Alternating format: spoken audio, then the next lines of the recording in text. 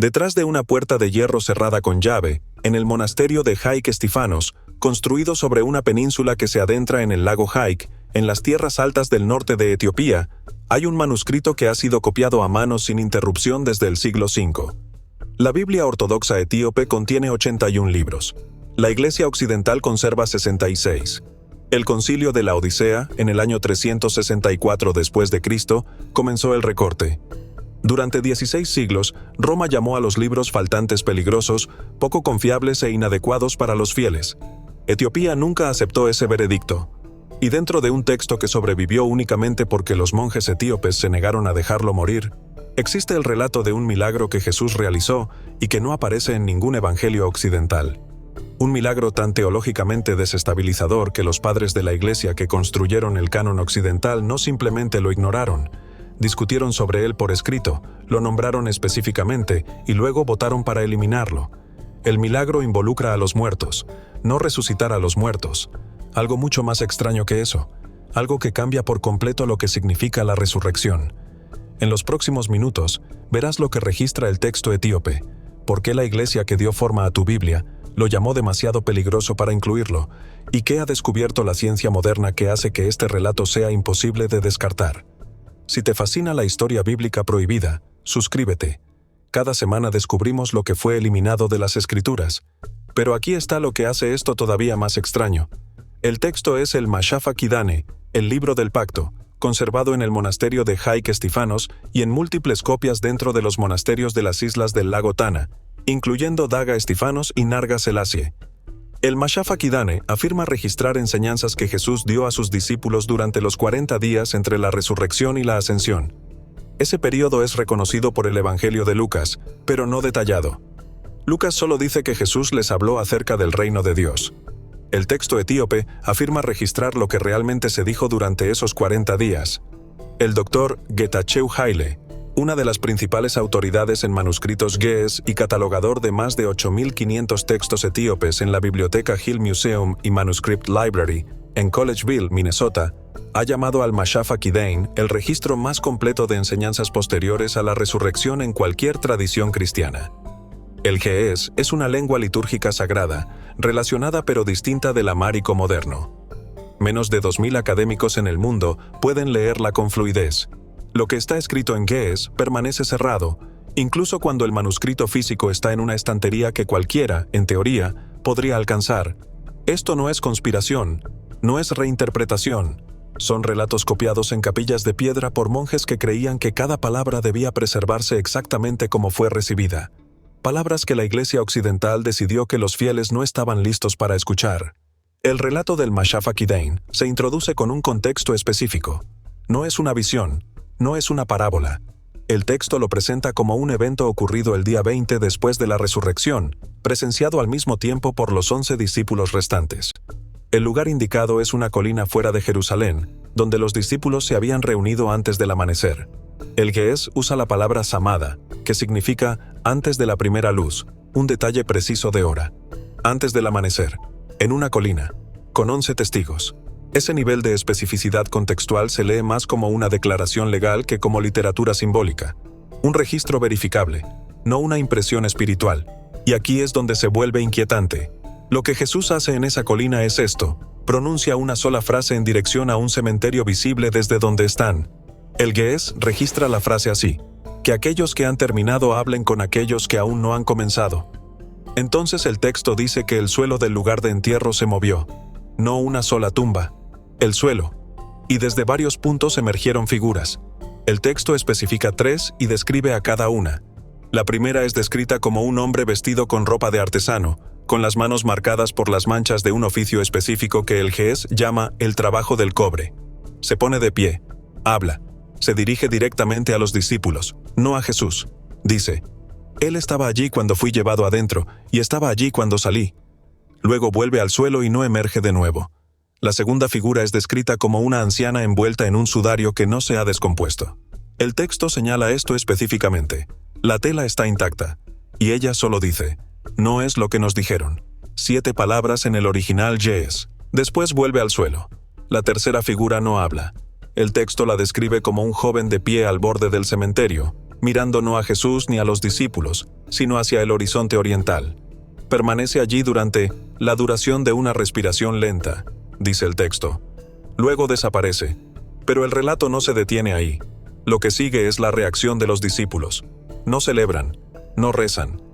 El GES registra que guardaron silencio, y que ese silencio duró hasta que el sol salió por completo. Entonces Pedro habla. No pregunta quiénes eran las figuras, no pregunta qué significaban. La pregunta registrada de Pedro es, ¿eran los mismos o eran diferentes? Y Jesús le responde. El GES traduce la respuesta como, los mismos llevaban rostros diferentes. Lo que entra por una puerta sale por otra. Esa frase no es poesía mística en la construcción gramatical GES. Usa una forma verbal reservada para declaraciones de hecho observable, la misma forma usada cuando el texto dice que salió el sol, que un hombre se puso de pie o que la tela estaba intacta. Jesús está haciendo una afirmación factual sobre la naturaleza de la muerte y la identidad. La afirmación es esta. La persona que entra en la muerte y la persona que sale de ella son la misma persona en una forma diferente. No otra persona, la misma, transformada. El texto registra que Jesús dice, les mostré esto para que, cuando les ocurra a ustedes, no tengan miedo del cambio. No miedo de la muerte, miedo del cambio. El detalle de la tercera figura merece más atención de la que parece recibir al principio. El texto dice que miró hacia el este, no a Jesús, no a los discípulos, al este. En la tradición etíope y judía, el este es la dirección del regreso, la dirección desde donde se espera la restauración. Una figura resucitada de pie al borde de un cementerio, mirando hacia el este, sin decir nada. Los discípulos lo vieron. Nadie le pidió a Jesús que lo explicara. El silencio alrededor de la tercera figura es deliberado. Algo se estaba mostrando que no necesitaba comentario. Los discípulos entendían lo que significaba esa dirección, y el texto asume que el lector también lo entenderá. Lo que sigue después del silencio es aún más extraño.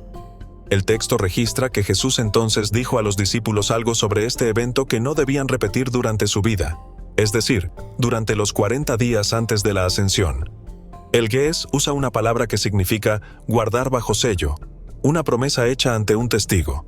No para siempre, solo hasta después de la ascensión. 40 días cargando lo que habían visto sin hablar de ello. Lo recibieron, lo presenciaron, lo guardaron hasta que Él se fue. Luego ocurrió la ascensión. Y el relato aparece solo aquí, en este manuscrito, en una lengua que menos de 2000 personas pueden leer. Lo que la traducción estándar oculta es la consecuencia teológica de este relato. Si los muertos pueden ser llamados de regreso y pueden hablar, si todavía están presentes en algún lugar, conscientes, con capacidad de lenguaje y reconocimiento, entonces la muerte no es un final. Es una transición entre estados, y la persona persiste a través de esa transición en una forma continua con la original. Esto no es una idea nueva en la teología cristiana. Lo nuevo, y lo peligroso, es que Jesús lo demuestra empíricamente. No lo enseña, no lo promete. Lo muestra 3 veces, con 11 testigos, en una mañana fechable, a personas que luego tuvieron que decidir qué hacer con lo que habían visto. Y la Iglesia Occidental, junto con los concilios que formaron la Biblia que la mayoría de la gente lleva hoy, decidió que la respuesta era nada. Este relato no existe. La parte que no debería ser posible es lo que la ciencia moderna ha encontrado. El Dr. Sam Parnia, investigador de reanimación en NYU Langone, ha pasado más de 2 décadas estudiando lo que ocurre con la conciencia durante el paro cardíaco, cuando el corazón se detiene y el cerebro deja de recibir sangre. Su investigación, publicada en la revista Resuscitation en 2014, documenta un patrón consistente en cientos de pacientes. Personas clínicamente muertas y luego reanimadas reportan conciencia durante el periodo en que no había actividad cerebral medible. Dicen haber observado su propia reanimación desde fuera del cuerpo.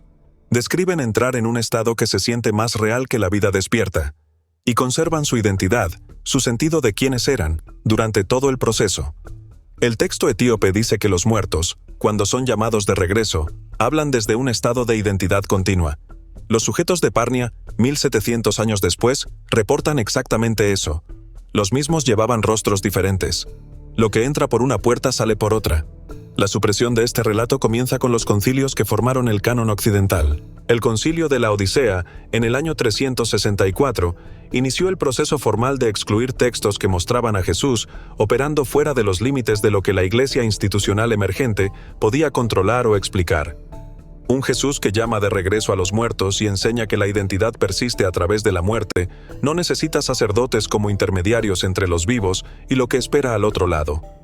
Jerónimo, al construir la Vulgata latina alrededor del año 400, excluyó todos los textos de enseñanzas posteriores a la resurrección, excepto las breves apariciones en los 4 evangelios y el comienzo de Hechos. Escribió que tales relatos eran demasiado fáciles de corromper por quienes los usarían para negar el juicio final. No los llamó falsos, los llamó peligrosos. Implicaban algo sobre la muerte que debilitaba la autoridad de la Iglesia sobre lo que ocurre después de ella. La intervención de Agustín es la más importante de estas supresiones y también la más reveladora. Agustín, escribiendo en La Ciudad de Dios alrededor del año 420, abordó directamente la cuestión de las apariciones posteriores a la resurrección.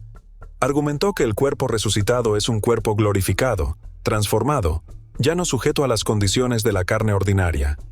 Luego sostuvo que cualquier relato donde Cristo resucitado llamara de vuelta a muertos comunes contradecía esa teología.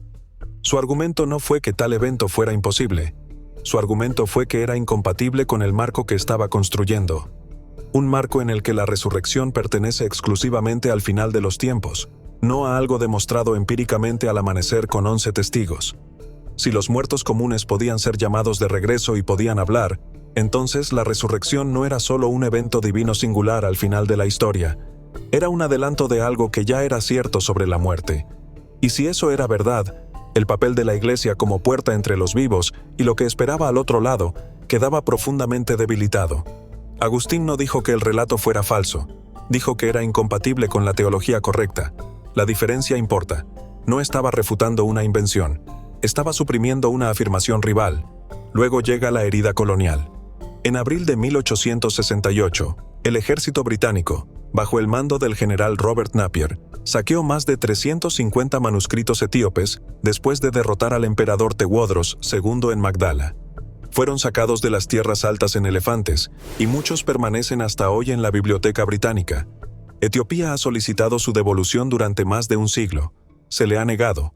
Entre el botín documentado de Napier hay una copia del Mashafa Kidain. Está catalogada en la colección etíope de la Biblioteca Británica. No ha sido traducida completamente al inglés. Las partes que sí han sido traducidas no han sido publicadas de forma ampliamente accesible. Ahora, aquí es donde la historia se vuelve actual. En 2017, un equipo de documentalistas solicitó permiso para filmar dentro del monasterio de Haik Estifanos, específicamente para documentar el manuscrito del Mashafa Kidain conservado allí. La solicitud fue revisada por el Patriarcado Ortodoxo Etíope. El permiso fue denegado con el argumento de que filmar manuscritos sagrados requería aprobación del Santo Sínodo. El equipo solicitó la aprobación del Santo Sínodo. La respuesta llegó 14 meses después. Indicaba que el manuscrito específico solicitado para filmación estaba bajo restricción litúrgica y no podía ser accedido con fines documentales. No se dio ninguna explicación adicional. El manuscrito sigue allí. Los monjes todavía leen de él. La restricción aplica solo a la documentación externa. Ahora, seamos claros. No estoy diciendo que Jesús haya dado una rueda de prensa con muertos resucitados en una colina de Jerusalén y que la Iglesia haya enterrado la grabación. El Mashafa Kidain es un texto antiguo que pasó por siglos de copia y transmisión antes de llegar a los manuscritos que sobreviven hoy. Los detalles se acumulan, los énfasis cambian. Lo que un monje etíope del siglo V registró de una fuente más antigua puede cargar capas de significado que un lector del siglo XXI no puede reconstruir por completo.